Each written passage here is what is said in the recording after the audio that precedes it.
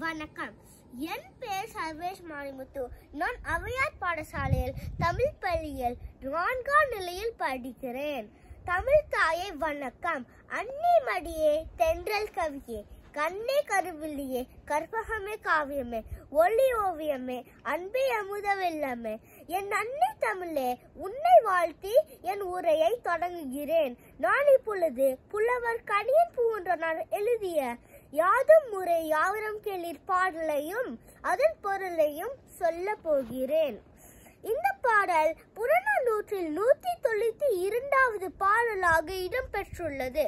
கணியன் பூங்குன்றனார் 2000 ஆண்டுகளுக்கு முன்பு ராமநாதபுரம் என்ற சிவகங்கை மாவட்டத்தில் சேர்ந்த பூங்குன்றம் என்ற ஊரில் பிறந்தார்.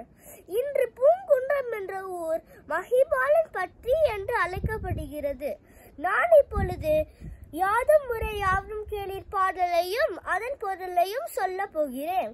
யாதும் ஊரே யாவரும் கேளீர், தீதும் நன்றம் பிற தரவாரா, நோவலும் தனிதலும் அவற்றோர் அன்ன, சாதலம் புதுவது அன்று, வாழ்தல் இனிதென மகிழ்ந்தென்றும் இளமை, முனிவன் இன்னாதென்றும் இளமை, மின்னோடு வானாம் தன் துளி தலையே யானது கல்புருது, இறங்கும் மல்லர் பேராற்று, நீர் வழிபடுவோம் புலை போல, ஆறுயிர் முறை வழிபடுவோம் என்பது திறவோர் காட்சியின் தெரிந்தனம், ஆகலின் மாட்சியின் பெரியோரை வியத்தலும் இளமை, சிறியோரை இகழ்தல் அதனினும் இளமை. இப்போது இந்த பாடலின் பொருளை அறிவோம். யாதும் ஊரே யாவரும் கேளீர்.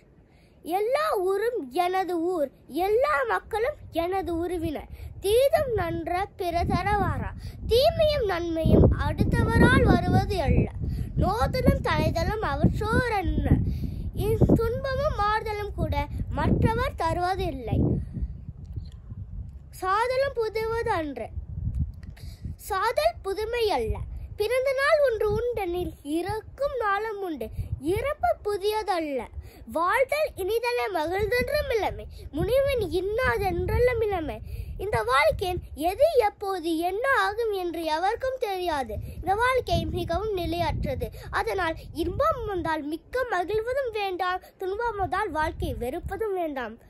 மின்னோடு வானாம் தன் துளி தலையே யானது கல்பொருது, இறங்கும் மல்லர் பேராற்று, நீர் வழிபடுவோம் பூனை போல, ஆறுயிர் முறை வழிபடுவோம் என்பது திறவோர் காட்சியின் தெரிந்தனம்.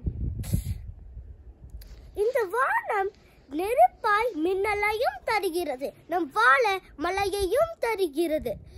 இயற்கை வழியில் அது அதன் பணியை செய்கிறது.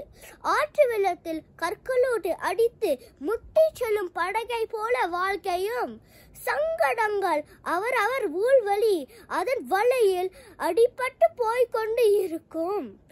இது இயல்பென மனத்தெளிவு கொள்ள வேண்டும். ஆகலின் மாட்சியின் பெரியோரை வியத்தலும் இளமை, சிறியோரை இகழ்தல் அதனினும் இளமை. பெரிய நிலையில் உள்ள பெரியவர்களை பார்த்து மிகவும் பாராட்டவும் வேண்டாம். சிறிய நிலையில் உள்ள சிறியவர்களை பார்த்து ஏளனம் செய்து இகழ்வதும் வேண்டாம். அவர் வாழ்வு அவருக்கு, அவற்றில் அவர் பெரியவர்கள். இதைவிட எளிமையாக வேறு எவரால் வாழ்க்கை பாடத்தை சொல்லித்தர முடியும்?